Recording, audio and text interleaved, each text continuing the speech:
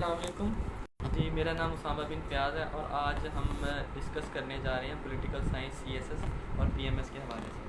तो थोड़ा सा मेरा इंट्रोडक्शन जो है जी, मेरा ऑनर है पॉलिटिकल साइंस में जीसीयू से, बी ऑनर 2012 टू 2016 और 2018 का मैंने सीएसएस क्वालिफाई किया है। ठीक है, तो स्टार्ट करते हैं हम अपना पॉलिटिकल साइंस का पेपर।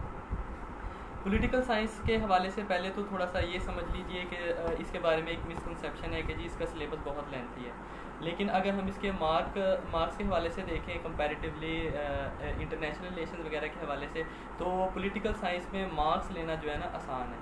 आईआर का जो पेपर है वो टोटली आपको पता है करंट अफेयर से रिलेटेड होता है, लेकिन पॉलिटिकल साइंस का पेपर जो है ना वो बिल्कुल थ्योरेटिकल है। आपको बिल्कुल उसका जो डाटा है बिल्कुल आसानी से मिल जाता है, आप इजीली पोर्शन बाय पोर्शन से वर्क कर सकते हैं।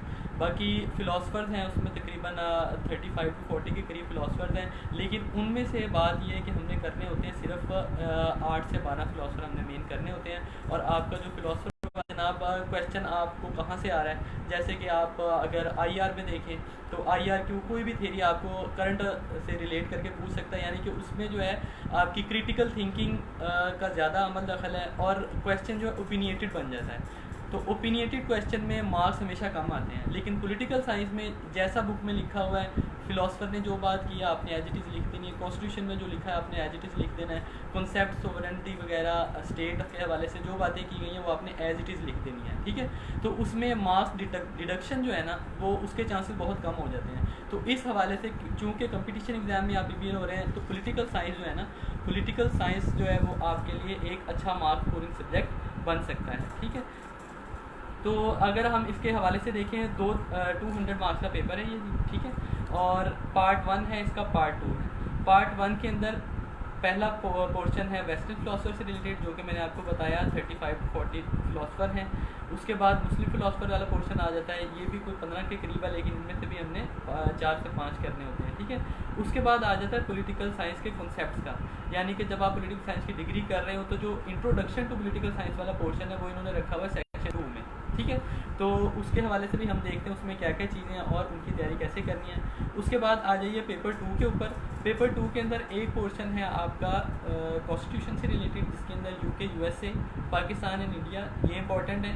बाकी France, China, Turkey, Iran, Malaysia, ये बिल्कुल आप जो है बिल्कुल पेरिफेरल से इसकी तैयारी करनी है। इसके ऊपर एक आधा सवाल आपने तैयार करना है, पूरा कॉन्स्टिट्यूशन इस पर तैयार करने की आपको ज़रूरत नहीं है। उसके बाद आ जाता है पाक अफेयर से रिलेटेड पोर्शन। ठीक है, तो जब आप पाक अफेयर की तैयारी करेंगे तो एज इट इज़ आपको अलहदा से पॉलिटिकल साइंस का ये वाला पोर्शन तैयार करने की ज़रूरत नहीं है।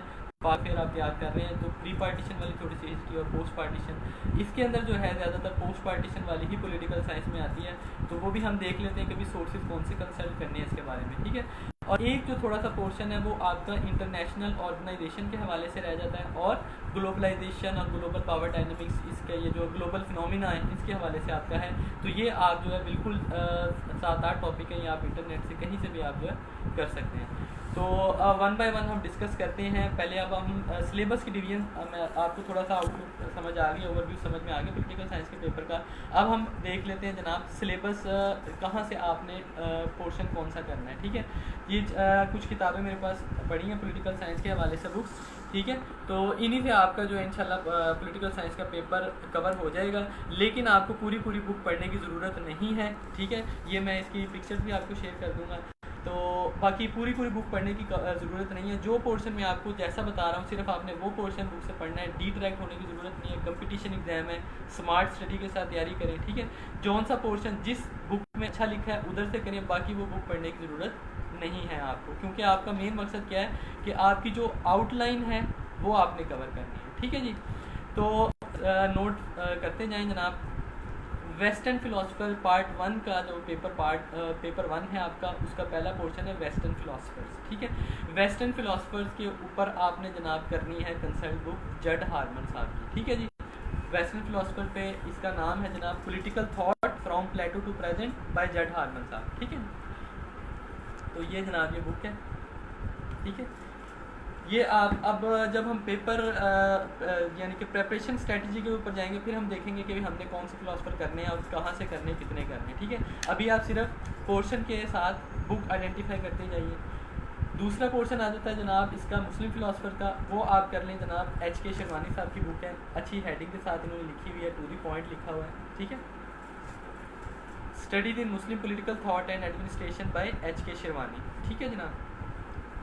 उसके बाद आ जाइए आप जो कंसेप्ट वाला पोर्शन है, state sovereignty, law, liberty, political participation, democracy, dictatorship, public opinion, election, ठीक है। इसके हवाले से जनाब जो बुक है वो हमारे पास मजरुल साहब की बुक है, introduction to political science, introduction to political science by Mazharul, ठीक है। अब हमारा पेपर 1 जो है कंप्लीट हो गया है। पेपर 2 पे आइए जनाब। पेपर 2 में सबसे पहले जो पहला हमारा कोर्स ऑब्जेक्टिव है, आउटलाइन का पहला ऑब्जेक्टिव है वो है यूके और यूएसए। तो ये आप नोट फरमा लीजिए, यूके और यूएसए आपने कंप्लीट करना है। इस पूरे कॉन्स्टिट्यूशन वाले पोर्शन के लिए कैले साहब की बुक है कॉन्स्टिट्यूशनल लॉ पे, ठीक है, SK कपूर और कैले साहब की, वो आप देख लीजिएगा, वो बहुत अच्छी कम्प्रीहेंसिव बुक है, ठीक है। तो जब पेपर स्ट्रेटजी के ऊपर जाएंगे हम, प्रिपरेशन स्ट्रेटजी के ऊपर भी हम देखेंगे कि जनाब हमने वहाँ से कौन से क्वेश्चन कौन से कॉन्स्टिट्यूशन से करने हैं और कौन से स्किप करने हैं, ठीक है। वो बड़ी कम्प्रीहेंसिव बुक है, लेकिन हमने बिल्कुल टू दी पॉइंट अपने टॉपिक्स निकाल के उससे फिर हम आगे चलते हैं, ठीक है। उसके बाद आ जाता है पाकिस्तान एंड इंडिया का कॉन्स्टिट्यूशन, सेम हम कैले साहब की बुक से करेंगे। उसके बाद आ जाता है जी फ्रांस, चाइना, टर्की, ईरान और मलाइशिया।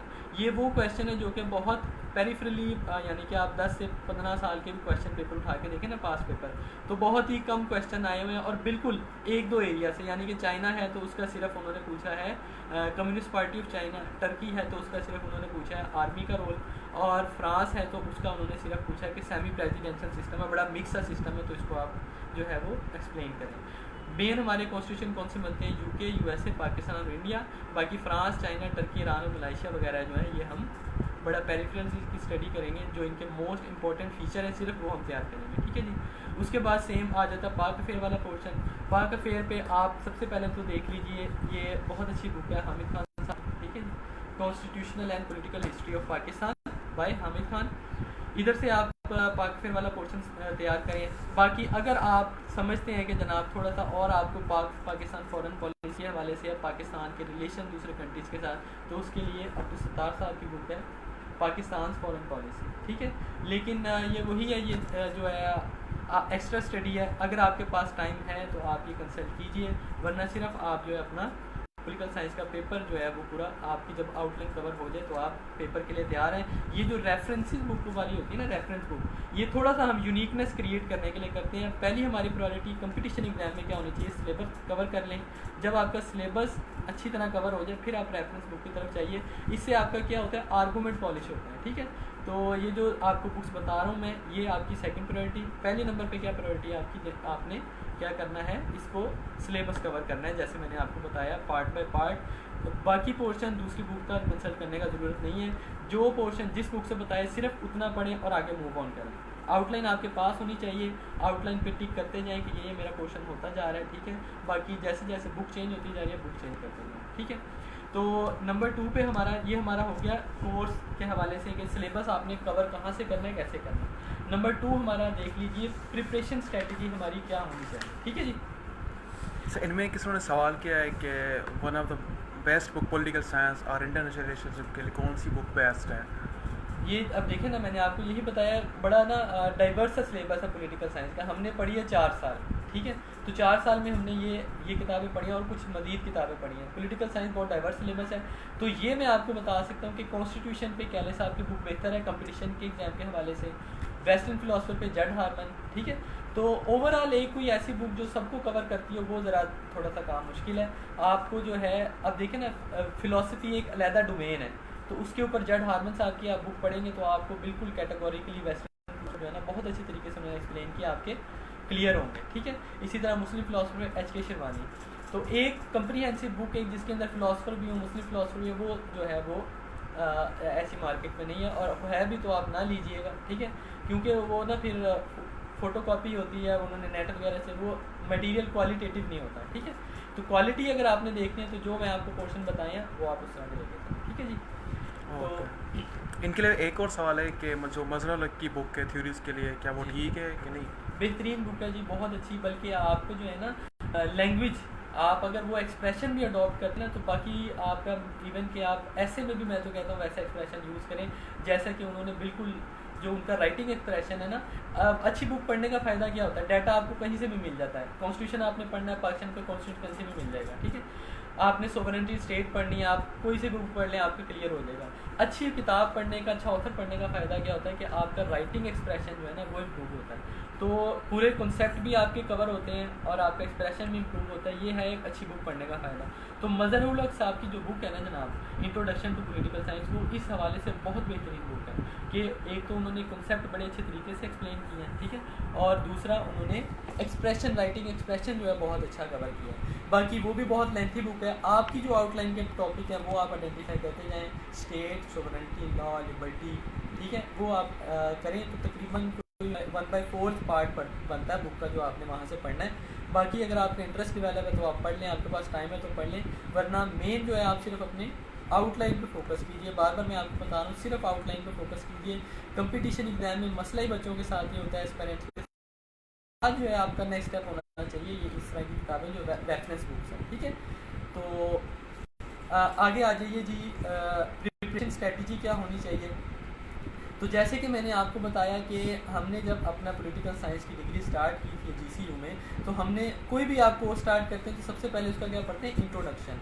तो इंट्रोडक्शन टू पॉलिटिकल साइंस आपका जो कि पेपर 1 का सेक्शन 2 है, आपने पॉलिटिकल साइंस का पेपर पढ़ने से पहले सबसे पहले आपने कहाँ से स्टार्ट करना है, मज़हरुल साहब की बुक ले लेनी है आपने, इंट्रोडक्शन टू पॉलिटिकल साइंस, और उसके अंदर जो स्टेट, सोवरेनिटी और ये जो है पोर्शन आपका, ये सेक्शन 2 पेपर 1 का सेक्शन 2 आपने आउटलाइन मज़हरुल साहब की जो बुक है उसकी जो आपकी कंटेंट्स हैं उस पर अपना मार्क कर लीजिए। CSS की आउटलाइन खोलिए अपनी पॉलिटिकल साइंस की, और जो बुक है आपकी introduction to political science by Mazharul साहब, उस पर आप कंटेंट्स पे मार्क कर लीजिए अपनी आउटलाइन, और सिर्फ वो टॉपिक्स आपने करने हैं। इससे ये होगा कि आपकी जो है ना ग्राउंड डेवलप हो जाएगी कि पॉलिटिकल साइंस असल में है क्या। जब आपका ये पोर्शन क्लियर हो जाएगा उसके बाद आप जाएंगे किसके ऊपर, वेस्टर्न फ़िलासफ़र के ऊपर आप जाएंगे। जज हरमन साहब की बुक है, सेम उसी तरह जो जो आपके फ़िलासफ़र हैं वो भी मैं आपको बताऊंगा कौन कौन से फ़िलासफ़र आपने मेन पहले करने हैं, बाकी कौन से आपने सिर्फ रीडिंग देनी है, ठीक है। उस पर लॉन्ग क्वेश्चन है सच नहीं आता, ऑब्जेक्टिव के हवाले से या कोई छोटा सा नोट बन के आ सकता है। बाकी फ़िलासफ़र पे मेन जो हमारे जिनके ऊपर हमारा जो फ़िलासफ़र वाला पोर्शन बिल्कुल कवर हो जाता है वो आपके पास निकलते हैं 10 से 12 फ़िलासफ़र, वो हम वेस्टर्न फ़िलासफ़र करेंगे। इसी तरह जब आपने अपने फ़िलासफ़र मार्क कर लिए जज हरमन साहब की बुक के ऊपर, वो पढ़ें। तीसरा स्टेप आपका आ जाएगा फिर मुस्लिम फ़िलासफ़र इंपॉर्टेंट है, UK, USA, Pakistan and India. सबसे पहले आप UK कीजिए, फिर आप USA कीजिए, फिर आप पाकिस्तान और इंडिया। जब हम UK कॉन्स्टिट्यूशन कर लेते हैं ना, ठीक है, तो मेनली जो आपने थोड़ी चीज़ें पहले बताई उनको थोड़ा रिपीट करें, जो आपने पहले चीज़ें बताई ना जी वो स्टेप बाय रिपीट करें। दोबारा सुन लीजिए जनाब। पेपर 1 हमने पहले हमने पढ़ा कि जनाब क्या है, क्या पॉलिटिकल साइंस का पेपर। उसके बाद हम प्रिपरेशन स्ट्रेटजी पे आए कि पेपर आपने स्टार्ट कैसे करना है, तैयार करना है। पॉलिटिकल साइंस का पेपर आपने प्रिपेयर करना कैसे स्टार्ट करना है। तो सबसे पहले मैंने आपको बताया उसका इंट्रोडक्टरी पार्ट जो है ना आपने, जिसके अंदर असल में हर सब्जेक्ट की फाउंडेशन होती है, ठीक है, जिसके ऊपर पूरा जो बेस होती है आपका पूरा सब्जेक्ट जो है वो स्टैंड कर रहा होता है, वो कॉन्सेप्ट्स होते हैं उसके। तो वो हमारा असल में पेपर 1 का सेक्शन 2 है, जिसे कि हम कहते हैं इंट्रोडक्शन टू पॉलिटिकल साइंस। कौन सी बुक हमने कंसल्ट की, मज़हरुल साहब की बुक है इंट्रोडक्शन टू पॉलिटिकल साइंस, ठीक है। इसके अंदर कॉन्सेप्ट मैं आपको गिनवा देता हूँ। स्टेट क्या है, इस्लामिक कॉन्सेप्ट ऑफ स्टेट क्या है, स्टेट इवॉल्व कैसे हुई, सोवरेनिटी क्या है, ठीक है, और इलेक्शन कौन कौन से होते हैं, direct election, indirect election, public opinion क्या है, डेमोक्रेसी क्या है, डिक्टेटरशिप क्या है, लॉ, लिबर्टी, ठीक है, ये जो राइट्स क्या हैं, ड्यूटीज़ क्या हैं, ये सारी क्या हैं, इंट्रोडक्टरी कॉन्सेप्ट्स हैं, ठीक है। तो जब आपको ये पता होंगे तो आपको आगे जाके फ़िलासफ़ी भी समझ आएगी, आगे आपको जाके कॉन्स्टिट्यूशन भी समझ में आएंगी। तो सबसे पहले आपने पेपर 1 का सेक्शन 2 स्टार्ट करना है, कौन सी बुक से, introduction to political science by Mazharul साहब, ठीक है जनाब। तो उसके बाद आ जाइए वेस्टर्न फ़िलासफ़र। उसके लिए मैंने आपको बुक बताई जज हरमन साहब की। सिर्फ आप अपने टॉपिक आइडेंटिफाई कर लीजिए, उनको आप एक रीडिंग दीजिए, ठीक है, इंपॉर्टेंट। वो अभी हम पढ़ेंगे कि जनाब कैसे पढ़ना कैसे हैं। उसके बाद आ जाइए HK शिरवानी साहब की मुस्लिम फ़िलासफ़र के ऊपर बुक है। अब हम आ गए अपने पेपर 2 के ऊपर कॉन्स्टिट्यूशन वाला पार्ट। तो उसमें सबसे पहले यूके का पढ़ेंगे हम। यूके का कॉन्स्टिट्यूशन सेम, जितने भी कॉन्स्टिट्यूशन बने हैं सारे इवॉल्व कहाँ से हुए, यूके के कॉन्स्टिट्यूशन से। सबसे पहले कॉन्स्टिट्यूशनलिज्म कहाँ पे आई, यूके में सबसे पहले इन्होंने अपना कॉन्स्टिट्यूशन डेवलप किया। एवोल्यूशन कॉन्स्टिट्यूशनलिज्म की कहाँ से हुई, यूके से हुई। तो सबसे पहले हम कहाँ से स्टार्ट करेंगे, यूके का कॉन्स्टिट्यूशन कहाँ से करना है हमने। अगला सवाल हमारा आ जाता है एस के कपूर और कैले साहब की बुक है वर्ल्ड कॉन्स्टिट्यूशन, ठीक है, वहाँ से आपने यूके का कॉन्स्टिट्यूशन करना है, ठीक है। उसके बाद आ जाएंगे हम यूएसए का कॉन्स्टिट्यूशन, वो भी आप सेम वहीं से करेंगे। पाकिस्तान और इंडिया का कॉन्स्टिट्यूशन, वो भी आप वहीं से करेंगे। फ्रांस और चाइना का भी आप वहीं से करेंगे। टर्की, ईरान और मलाइशिया को हम सिर्फ देखेंगे इंटरनेट के ऊपर से, ठीक है। वो भी टर्की का सिर्फ आर्मी का रोल देखेंगे। ईरान का भी हम जो उनकी सुप्रीम जुडिशल काउंसिल है वो देखेंगे, ठीक है। तो मलाइशिया का भी ऐसे जितना इंपॉर्टेंट, मलाइशिया जर्मनी वगैरह इतनी इंपॉर्टेंट नहीं है, ठीक है। तो ये कॉन्स्टिट्यूशन आपने सिर्फ थोड़ी सी ब्रीफ सी स्टडी दे लेनी है इंटरनेट से। डिटेल में हमने कौन कौन से करनी है, यूके, यूएसए, पाकिस्तान और इंडिया, और थोड़ा सा उससे ज़्यादा कम डिटेल में हम जाएंगे फ्रांस और चाइना के हवाले से, ठीक है। उसके बाद हमारा पेपर 2 का सेक्शन 2 जो कि हमारा है ये इंटरनेशनल ऑर्गेनाइजेशन साथ क्या है जनाब, ठीक है। ग्लोबलाइजेशन क्या होती है, ये हम थोड़ा सा कहाँ से देख लेंगे, इंटरनेट से देख लेंगे, ठीक है। इस पर भी कोई एक आधा सवाल कभी कभार आ जाता है, वरना मेन हमारा पार्ट 2 जो है पेपर 2 है वो कॉन्स्टिट्यूशन और पाक अफेयर से हमारा पेपर कवर हो जाता है, ठीक है। तो पाक अफेयर वाला पोर्शन हम कहाँ से करेंगे, मैंने आपको बताया जहाँ से आप पाक अफेयर अपना कंप्लीट कर रहे हैं वहाँ से करें। लेकिन पॉलिटिकल साइंस के हवाले से जो पोर्शन है मैंने आपको बताया, हामिद खान साहब की बुक है post partition constitutional and political history of Pakistan by Hamid Khan, ठीक है। इसको भी आपको ज़रा डिटेल में जाने की ज़रूरत नहीं है, जो आपके मेन में पोर्शन है, ठीक है। हर इरा के अंदर जो मेन काम हुआ है वो आप वहाँ से पढ़ें, ठीक है। यानी कि अयूब खान के अंदर बेसिक डेमोक्रेसी और लैंड रिफॉर्म्स वगैरह हुए वो आप वहाँ से करें, बाकी पढ़ने की ज़रूरत आपको नहीं है, ठीक है। तो अब आ जाइए जनाब कि तीसरा हमारा पार्ट क्या था जनाब, पेपर किस तरह अटेम्प्ट करना है, पेपर को अटेम्प्ट कैसे करना है। अगर गाइस किसी के सवाल वगैरह हैं तो वो कमेंट में सवाल कर सकते हैं। आपको बताया कौन कौन से कॉन्स्टिट्यूशन ज़्यादा इंपॉर्टेंट है। पाक अफेयर के अंदर भी सिर्फ हर इरा के अंदर, ठीक है, आप देख लीजिए। सबसे पहले जनाब पोस्ट पार्टीशन में अयूब खान से पहले वाला पीरियड है, ठीक है, जो कि हमारे कॉन्स्टिट्यूशन बनने का कॉन्स्टिट्यूशन मेकिंग प्रोसीजर है, उसके अंदर हम क्या देखेंगे, सिर्फ हर्डल्स क्या क्या आई हैं। अयूब खान के दौर के अंदर हम देख लेंगे जनाब क्या है बेसिक डेमोक्रेसी के हवाले से, और लैंड रिफॉर्म्स वगैरह जो हुई हैं वो हम देखेंगे। इसी तरह हर पोर्शन के अंदर जो मेन काम हुआ है ना वो हमने देखना है, ठीक है जी। तो सबसे पहले जब आप कोई भी सब्जेक्ट स्टार्ट करते हैं, हमारा हो गया एक दफ़ा हमने एज्यूम कर लिया कि जो मैंने आपको सोर्सेज बताए वहाँ से हमने एक दफ़ा गो थ्रू कर लिया है। कितने अरसे में गो थ्रू करना है पर्सन टू पर्सन वेरी करता है, ठीक है। 200 मार्क्स का पेपर अगर आप जैसे कि पॉलिटिकल साइंस का है इसे देखें तो तकरीबन आपको 1.5 से 2 माह से ज़्यादा इसे नहीं लगने चाहिए, 2 मंथ से ज़्यादा। हर जैसा भी आप स्टूडेंट है ना 2 मंथ के अंदर आप इजीली कोई भी 200 मार्क्स का पेपर जो है कवर कर सकते हैं। 2 मंथ में आपने एक दफ़ा अपना गो थ्रू कर लिया सारा सिलेबस, ठीक है। अब आ जाए कि जनाब अब हमने इसे अगला स्टेप क्या होता है, हमेशा हमारा अगला स्टेप होता है कोर्स आउटलाइन जो दी गई होती है उसका, और जैसे कि वो पेपर पूछ रहा है पेपर आप पास पेपर निकाल लीजिए और कोर्स आउटलाइन आपने एक दफ़ा पढ़ ली हुई है, ठीक है। तो अब हमारा मेन अगला काम क्या होता है, कोर्स आउटलाइन और पेपर के अंदर गैप को ख़त्म करना कि जनाब असल में मैंने प्लेटो पढ़ा है, मैंने ये कुछ पढ़ा, लेकिन क्वेश्चन कैसे कर रहा है। तो सवाल करने से पहले, पेपर अटेम्प्ट करने से पहले आपने क्या करना होता है, ये जो आउटलाइन के अंदर उसने सिर्फ प्लेटो लिख दिया है, आपने देखने के वो क्वेश्चन कैसे कर रहा है। तो एस्पायरेंट का मेन काम क्या होता है कि जनाब आउटलाइन और पेपर के अंदर गैप को ख़त्म करना, कि जनाब ये प्लेटो टॉपिक है, पूछ कैसे रहा है, आपको ये अंदाज़ा होना चाहिए कि कौन कौन डायमेंशन की आपने तैयार करनी, ठीक है। इसी तरह अगर कॉन्स्टिट्यूशन ऑफ यूएसए है, ठीक है, उधर तो सिर्फ लिखा हुआ है कि जनाब कंपैरेटिव पॉलिटिक्स का पोर्शन है पेपर 2 के अंदर हमारे, उसमें लिख दिया हुआ कॉन्स्टिट्यूशन ऑफ यूएसए।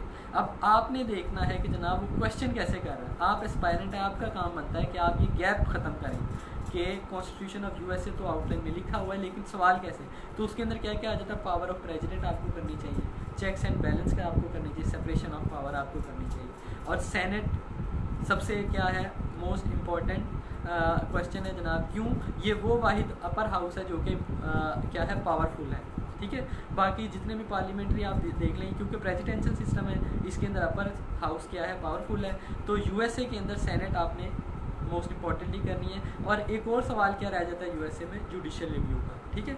तो ये हम क्या करते हैं, हमने देखा मेरा कोर्स आउटलाइन के अंदर अगला टॉपिक क्या आ रहा है, कॉन्स्टिट्यूशन ऑफ यूएसए। फिर मैं चला गया अपने पास पेपर, मैंने जो अपने 10-15 साल के निकलवा के रखे हुए हैं, मैंने देखा उसके अंदर उसने कॉन्स्टिट्यूशन ऑफ यूएसए को कैसे कैसे पूछा है। तो मुझे अंदाज़ा हो गया कि ये मेरे एरिया ये मेन है कॉन्स्टिट्यूशन ऑफ यूएसए में तैयार करने की, तो हम उसको तैयार करेंगे, ठीक है जनाब। तो ये होता है एस्पायरेंट का काम कि कोर्स आउटलाइन के अंदर टॉपिक दे दिया गया है, उसको कहाँ से तैयार करना है और कैसे तैयार करना है, कैसे पता चलता है हमें पास्ट पेपर में, ठीक है। बाकी पेपर अटेम्प्ट के हवाले से हम देखेंगे। अब जो पोर्शन है ना आउटलाइन का कि कितने फिलोसफर करने हैं, कौन सा कॉन्स्टिट्यूशन करना है, ये मैं आपको जो है जनाब लिंक वगैरह आपको बाद में शेयर कर देंगे, ज़रा तफसील से लब है, या आपको मैं रिटर्न फॉर्म में कोई पिक्चर वगैरह हम भेज देंगे आपको, ठीक है जी। तो अगर मैं लिखवाने बैठा तो काफ़ी देर हो जाएगी, ठीक है। तो अब आ जाइए पेपर अटेम्प्ट के हवाले से। तो सेम हमारा वही हम देखते हैं, पेपर अटेम्प्ट के हवाले से भी ना सवालों की भी किस्में होती हैं, क्वेश्चन की भी टाइप्स होती हैं। अगर किसी पर्सनैलिटी पे क्वेश्चन आ गया तो वो डिफरेंट तरीके से अटेम्प्ट होगा, किसी इवेंट पे आ गया है क्वेश्चन तो किसी डिफरेंट तरीके से अटेम्प्ट होगा, ठीक है। अब कॉन्स्टिट्यूशन पे आ गया तो डिफरेंट तरीके से, फिलॉसफी पे आ गया तो वो डिफरेंट तरीके से अटेम्प्ट होगा, ठीक है। तो सबसे पहले देख लेते हैं जनाब कि हमारा मेन क्या है। एक जनरल हम आउटलुक बनाते हैं कि इनमें से कोई भी सवाल आ जाए तो हमने किन किन एरियाज़ को फोकस करना है, ठीक है। तो सबसे पहले तो हमारा आ जाता है, हम एक अपना लाजमी हर सवाल के अंदर हमारा क्या है, इंट्रोडक्शन हम लाजमी लिखते हैं, ठीक है। इंट्रोडक्शन में हम क्या करते हैं जनाब, जो भी आपको क्वेश्चन दिया गया है उसकी एक आउटलुक देते हैं, उसकी एक डायरेक्शन देते हैं कि हम, जाहिर है उसने जो भी सवाल किया हुआ है उस बात को हम हल्का सा इंट्रोडक्शन में आंसर कर देते हैं, ठीक है।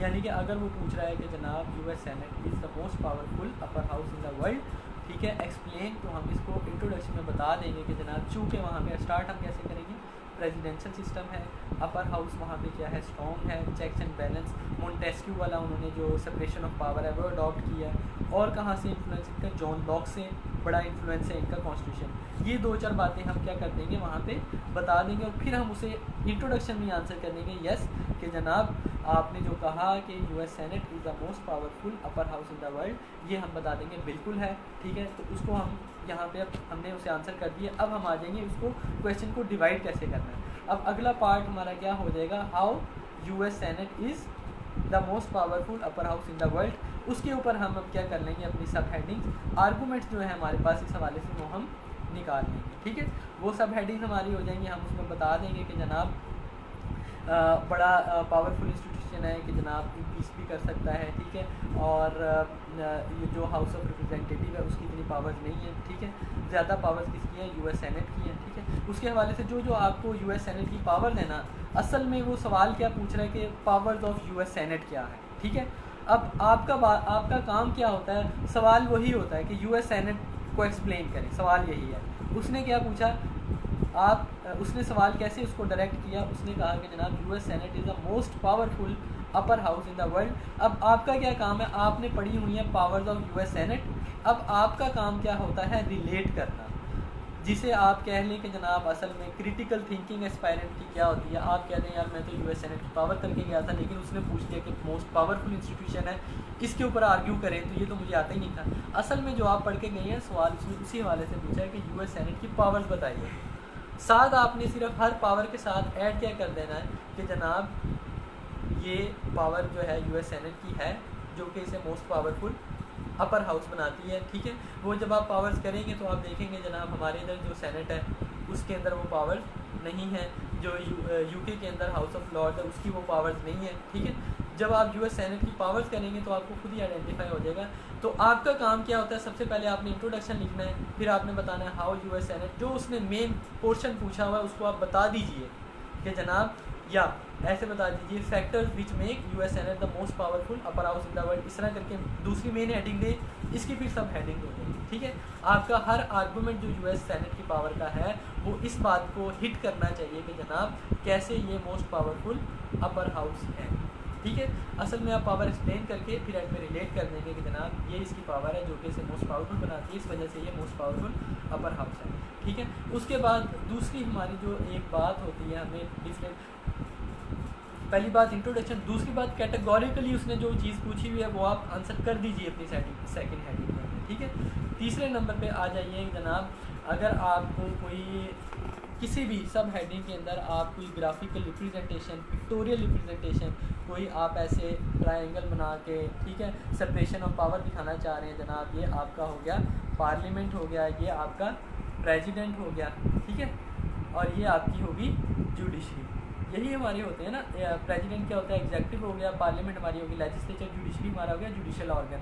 इनको आप क्या कर रहे हैं, सेपरेशन ऑफ पावर दिखाना चाह रहे हैं, तो इस तरह ट्रायंगल की सूरत में एक ट्राइकिया इनका दिखा के आप बता दें कि जनाब ऐसे इसका एरो दिखा के ये इसके ऊपर चेक रख रहा है, ये इसके ऊपर रख रहा है, ये इसके ऊपर, ये इसके ऊपर। तो इस तरह एक जो यूएस का जो कॉन्स्टिट्यूशन है वो इसके एक बड़े हॉलमार्क उसका फीचर क्या है, वो ये है कि चेक्स एंड बैलेंसेस और separation of power as adopted from the philosophy of Montesquieu and John Locke, ठीक है। तो ये आप जब बता देंगे इस तरह थोड़ी सी ग्राफिकल या पिक्टोरियल रिप्रेजेंटेशन करके, तो एग्जामिनर को आप क्या कर रहे हैं, स्मूथ कर रहे हैं उसके अंडरस्टैंडिंग। तो जितना आप इस तरह की अगर कोई टेबल बता देते हैं आप, ठीक है, जैसे कि हमारा है प्लेटो के अंदर वो फॉर्म्स ऑफ गवर्नमेंट बताता है कि जनाब अच्छी गवर्नमेंट्स कौन सी हैं जिनके अंदर जुडिशियल जो है यानी कि जिसके अंदर इंटरेस्ट एट लार्ज सर्व किए जाते हैं। अगर तो वन मैन रूल है तो उसमें वन मैन रूल में अच्छी फॉर्म ऑफ गवर्नमेंट क्या, मोनार्की, दूसरे नंबर पे आ जाती है अरिस्टोक्रेसी, तीसरे नंबर पे आ जाती है पॉलिटी, ठीक है, या कॉन्स्टिट्यूशनल डेमोक्रेसी। दूसरे नंबर पे इन्हीं की परवर्टेड फॉर्म्स को वो क्या बताता है जनाब, प्लेटो और एरिस्टोटल के तकरीबन सेम ही है, ठीक है। दूसरे नंबर पे अगर वन मैन रूल है तो टायरनी आ जाएगी, दूसरे नंबर पे अगर अरिस्टोक्रेसी को परवर्टेड फॉर्म में कर देते हैं तो क्या हो जाएगी ओलिगार्की, और तीसरे नंबर पे क्या आ जाती है अनकॉन्स्टिट्यूशनल डेमोक्रेसी। तो इस तरह अगर आप यही बात पैराग्राफ में लिख रहे हैं और साथ एक टेबल भी आप बना देते हैं तो इससे क्या होता है आपका पेपर ज़रा यूनिक भी हो जाता है और एग्जामिनर के लिए अंडरस्टैंड करना हो जाता है, और उसे पता चल जाता है कि जनाब इसकी जो है सब्जेक्ट के हवाले से अंडरस्टैंडिंग क्या है, मैच्योर है, ठीक है। तो इस तरह का जो ग्राफिकल रिप्रेजेंटेशन किसी भी तरह की आप पिक्टोरियल रिप्रेजेंटेशन अगर कर सकते हैं अपनी किसी भी हेडिंग के अंदर, सब हेडिंग के अंदर, तो आप वो कीजिए, ठीक है। तो तीसरे नंबर पे एक आ जाता है क्रिटिकल अप्रेजल, क्रिटिकल एनालिसिस, वो आप हेडिंग दीजिए और लाजमी कंक्लूड भी कीजिए, ठीक है। तो हर सवाल के हवाले से जब आप ये चीज़ें आइडेंटिफाई कर लेंगी अपनी, तो इससे क्या होगा आपका पेपर बेहतर हो जाएगा। तो हमने थोड़ा सा रिवाइज़ कर लेते हैं कि इंट्रोडक्शन लाजमी लिखिए, उसमें डायरेक्शन दे दीजिए, और उसकी जो बात है आप बता दीजिए कि जनाब आपने पूछा है मेरे से जो सवाल कि early problem in constitution making of Pakistan, ठीक है, इसके अंदर अर्ली प्रॉब्लम्स क्या आई थी वो आपने बता दी है। अब वो आप मेरे से पूछ रहे हैं तो आप इंट्रोडक्शन में बता दिए कि जनाब हम कहाँ से ब्रिटिश रूल से हमने आज़ादी हासिल की, ठीक है। तो एक थोड़ा सा क्या था, इंस्टीट्यूशन का गैप था, स्टेट इंस्टीट्यूशन ओवर डेवलप्ड थे और पब्लिक और सोसाइटी अभी उस तरह डेवलप नहीं थी, क्योंकि इंस्टीट्यूशन तो हमारे बन गए हुए थे ना ब्रिटिश गवर्नमेंट के दौर के अंदर ही, तो वो हाईली डेवलप थे, और सोसाइटी हमारी कब आके आज़ाद हुई, कब डेवलप होना स्टार्ट हुई, आफ्टर पार्टीशन। तो ये जो गैप है इसकी वजह से मेन क्या हुई, हमारी हर्डल्स आई कॉन्स्टिट्यूशन मेकिंग प्रोसीजर में, ठीक है। तो ये आप यहाँ पर एक सवाल किसी ने किया हुआ है कि एक्सप्लेन करें उस आंसर को, जो कि मतलब शीट पे डायग्राम किस तरह बना है, जिस तरह आपने डायग्राम अभी मैं आपको दिखा देता हूँ जनाब, ठीक है। अब फॉर एग्जांपल ले लेते हैं हम, क्या है जनाब, चेक्स एंड बैलेंस, ठीक है, इन यूएस कॉन्स्टिट्यूशन, ये आपकी मेन होगी हेडिंग, ठीक है।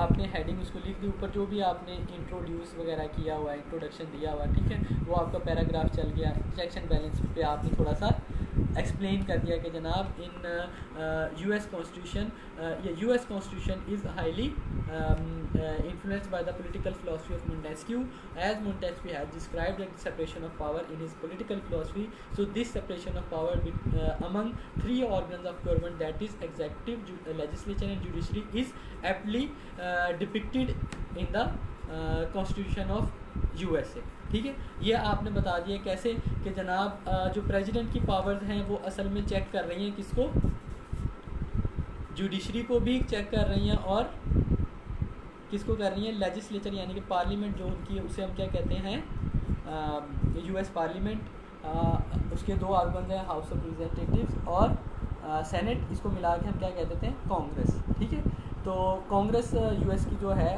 उसके ऊपर चेक किसका है, प्रेसिडेंट का और जुडिशरी का।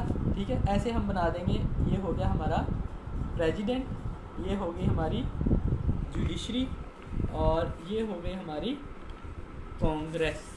ठीक है, तो आप ऐसे दिखा देंगे जनाब कि ये चेक रखे हुए हैं इस पर, और जुडिशरी का जुडिशियल रिव्यू के ज़रिए चेक है किसके ऊपर, प्रेसिडेंट के ऊपर। इसी तरह जुडिशरी का जुडिशियल रिव्यू के ज़रिए कांग्रेस पे भी चेक है, और कांग्रेस का जो जनाब अपॉइंटमेंट वगैरह करते हैं या सैलरी डिटरमिन करते हैं, इसके ज़रिए चेक किसके ऊपर है, जुडिशरी के ऊपर। क्योंकि कांग्रेस की वो पावर जो कि जुडिशरी को डील कर रही है, तो इसका मतलब है कांग्रेस को आपने एक तरह से पावरफुल कर दिया जुडिशरी के ऊपर, और जुडिशरी को आपने इन रिटर्न क्या दे दिया, जुडिशियल रिव्यू। जुडिशियल रिव्यू क्या ताकत है जुडिशरी की, कोई भी एक्ट ऑफ प्रेसिडेंट या एक्ट ऑफ पार्लियामेंट जिसे वो समझते हैं that this act is in contradiction with the constitution spirit of USA, तो उसे वो क्या कर देते हैं, जुडिशियल रिव्यू के ज़रिए नल एंड वाइड करा दे देते हैं। तो ये जुडिशरी की पावर हो गई आपकी कांग्रेस के ऊपर, प्रेसिडेंट के ऊपर। सिमिलरली प्रेसिडेंट बहुत पावरफुल है यूएसए का। ठीक है, बिल्कुल जनाब, स्टेट रिप्रेजेंटेटिव भी, और तमाम पावर सर्कल जो है आपकी यूएस गवर्नमेंट का वो रिवॉल्व कर रहा है आपके प्रेसिडेंट के ऊपर। बहुत ज़्यादा पावर है, जब आप पढ़ेंगे तो प्रेसिडेंट तो हो गया पावरफुल कांग्रेस के ऊपर। कांग्रेस किस तरह से है, कांग्रेस उसे इम्पीच कर सकती है, तो इम्पीचमेंट की पावर आपने किसे दे दी, कांग्रेस को। तो इस तरह से प्रेसिडेंट को जुडिशरी से भी आपने चेक फ्राहम कर दिया और कांग्रेस से भी कर दिया। ठीक है, तो executive organ of US constitution को आपने कैसे कन्फाइन किया, जो कि बहुत पावरफुल है, जिसे हम प्रेसिडेंट कहते हैं, उसकी पावर्स को आपने कैसे लिमिट किया, जुडिशरी के जुडिशियल रिव्यू के जरिए और कांग्रेस की इम्पीचमेंट की पावर के जरिए। ठीक है, इसी तरह जुडिशरी को आपने चेक किया हुआ प्रेसिडेंट के जरिए और कांग्रेस के जरिए, और same is the case is Congress को आपने प्रेसिडेंट और जुडिशरी दी। तो इस तरह आप ट्रायंगल की सूरत में चेक्स एंड बैलेंस दिखा सकते हैं। ठीक है, कोई आप अगर आपको टेबल बनाना चाहें, जैसे मैंने आपको फॉर्म्स ऑफ गवर्नमेंट के हवाले से बनाया, तो आप टेबल बना दीजिए। ठीक है, तो आप कुछ भी इस तरह रिप्रेजेंटेशन, ग्राफिकल रिप्रेजेंटेशन कर सकते हैं। ठीक है, अच्छा, एक और सवाल है कि पूछ रहे हैं कि शॉर्ट नोट्स बनाने चाहिए या लॉन्ग नोट्स ये बनाने बिल्कुल चाहिए? मैंने आपको बताया कि आपने 2 मंथ्स हैं आपके पास, कोई भी 200 मार्क्स का political science one of the lengthy, यानी कि जैसे मैंने आपको शुरू में बताया समझा जाता है, लेकिन इसके लिए भी 2 मंथ से ज़्यादा आप मतलब 2 मंथ्स के अंदर आप लाजमी मोर देन इनफ टाइम आप इसे जो है वो कर सकते हैं। तो पहला तो तरीका होता है कि ना आपने, जैसे मैंने आपको बताया, इंट्रोडक्शन वाला पोर्शन आपने स्टार्ट किया, मजहरुल हक साहब की बुक है इंट्रोडक्शन टू पॉलिटिकल साइंस, वहाँ से। ठीक है, इसको आपने रीडिंग देना स्टार्ट किया, हाईलाइटर रख लीजिए, पेंसिल रख लीजिए साथ। ठीक है, इसको आप पहले तो करें बुक पे ही आप कर लें, एक दफ़ा रीडिंग दे लें। ठीक है, उसके बाद जब आपको क्या होता है, पहले बनाते हैं हम लॉन्ग नोट्स। ये आपको जो है ना फुल प्रूफ, अगर आप कहें ना मुझे कि जनाब सीएसएस की तैयारी करनी है, फुल प्रूफ हमें सिक्योरिटी चाहिए उसमें तो वो फुल प्रूफ तरीका हमारे पास तैयारी का क्या है, आप सब्जेक्ट का, हर सब्जेक्ट का एक रजिस्टर बना लीजिए। ठीक है, लॉन्ग नोट्स बनाएं। ठीक है, जैसे मैंने आपको बताया एक टॉपिक आया है कि जनाब स्टेट क्या है, तो आप पहले बताइए इंट्रोडक्शन, उसका आप लिखें उसी तरह जैसे आपने क्वेश्चन अटैम्प्ट करना है ना पेपर के अंदर। लॉन्ग नोट्स बनाइए, इंट्रोडक्शन को लिखिए, 7-8 लाइनों में लिखिए। बुक पे मजहरुल हक साहब की बुक पे दिया गया है, उधर ज़्यादा लंबा दिया गया, आपने उसे कंसाइज करके एक दफ़ा आपने पढ़ लिया, इंपॉर्टेंट पॉइंट्स आपने हाईलाइट कर लिए, आपको समझ में आ गया, अब आप क्या करें, वो क्वेश्चन आप अटैम्प्ट कर लीजिए। इंट्रोडक्शन लिखिए, उसका एवोल्यूशन ऑफ स्टेट लिखिए, इस्लामिक कॉन्सेप्ट ऑफ स्टेट लिखिए। ठीक है, तो ये आपका स्टेट के ऊपर क्वेश्चन आपने अपने रजिस्टर पे, जैसे कि आपने सवाल पेपर के अंदर अटैम्प्ट करना है, आपने हेडिंग वाइज क्या कर लिया, उतार लिया, लॉन्ग नोट्स बना लिए।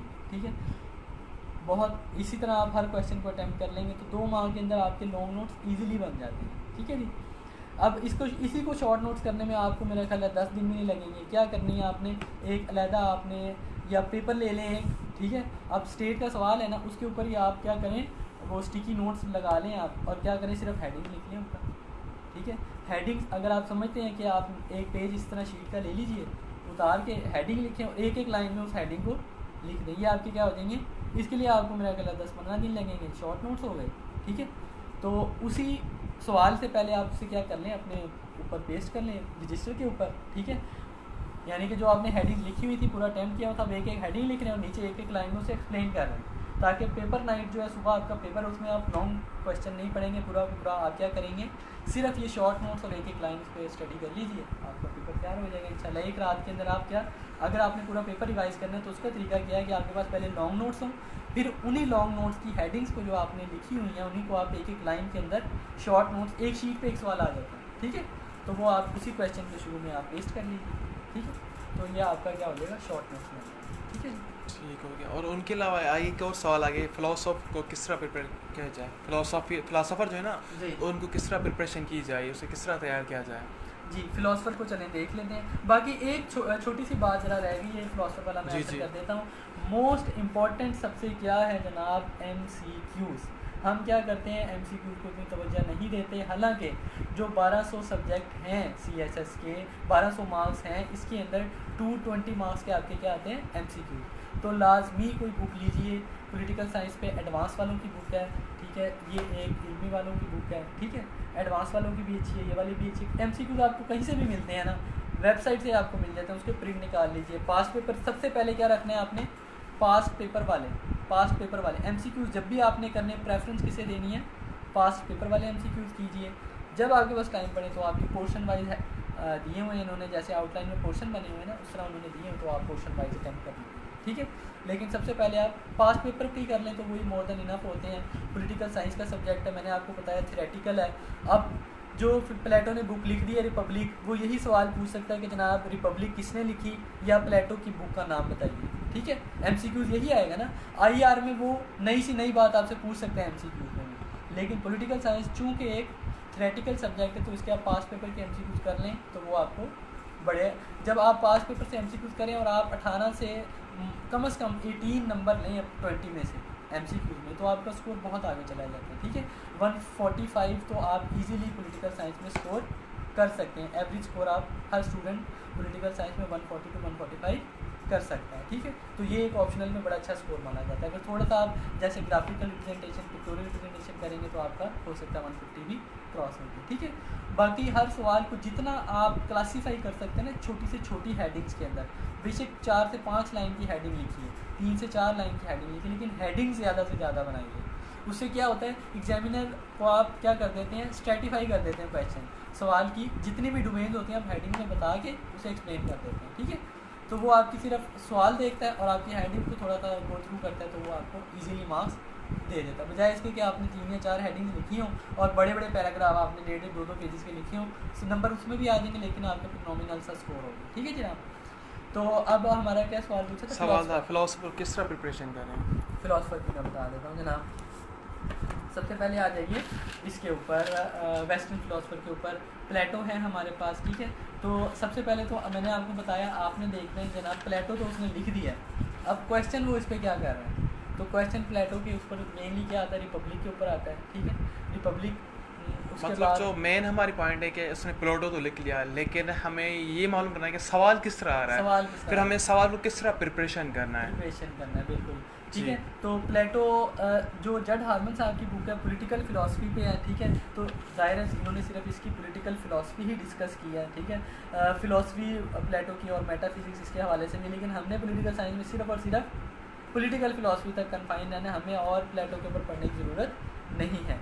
तो सबसे पहले आप देखते हैं फ़िलासफ़र को तैयार करने का तरीका क्या होता है जनाब।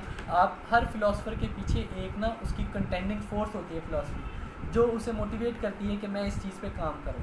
तो प्लेटो का जब आप इंट्रोडक्शन देखेंगे जड हार्मन साहब की बुक में, तो आपको पता चलेगा इसका टीचर कौन था, सोक्रेटिस था। उसकी जनाब आपको पता है प्रोसिक्यूशन की गई, उसको सज़ा दी गई, ठीक है। एक तो ये कंटेंडिंग फोर्स थी इसके हवाले से कि जनाब एक इतना लाइक फाइक आदमी था, टीचर था इसका, ठीक है। इसे पता है कि जनाब सोक्रेटिस एक वेल लर्नड बंदा था, उसकी क्या की गई है, पर उसको प्रोसिक्यूट किया गया है हमारे इधर एथेंस के सिस्टम के अंदर। तो इसका मतलब है एक ऐसे वेल लर्नड बंदे को अगर सज़ा मिल सकती है तो इसका मतलब है सिस्टम में कोई फ्लॉ है।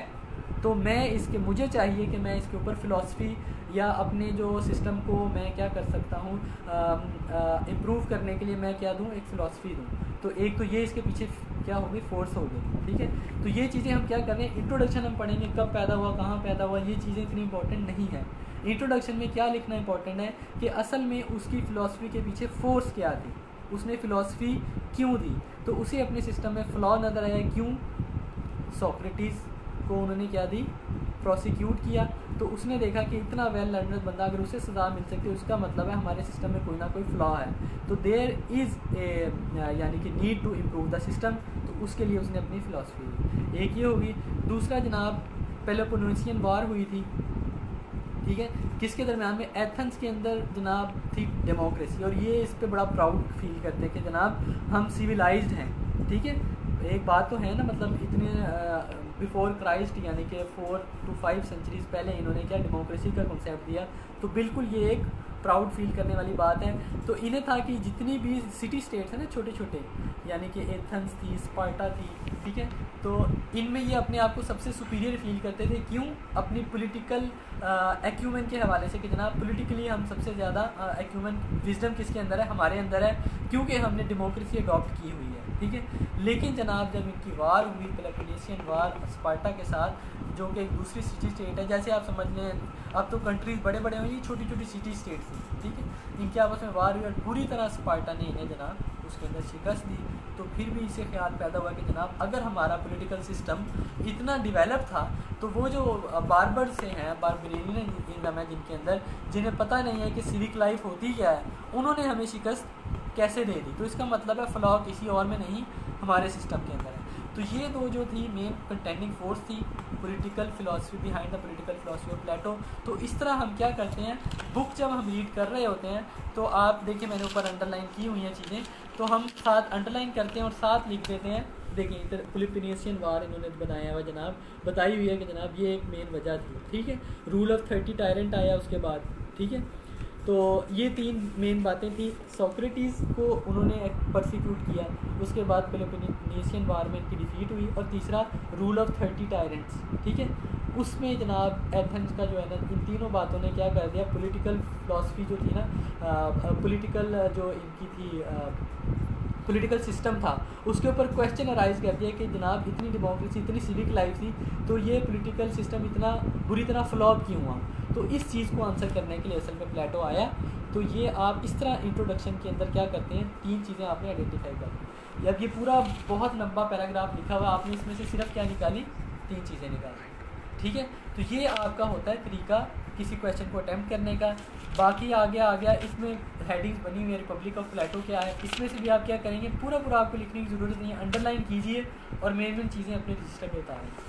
Communism of Plato, education system, इन्होंने बिल्कुल जो है ना हेडिंग बना के दी हुई है, ठीक है। तो ये आप करेंगे, उन चीज़ों को बस आपने क्या करना है, नोट्स जब बनाने हैं तो कंसाइज फॉर्म में उतारना, ठीक है, ये आपका काम है।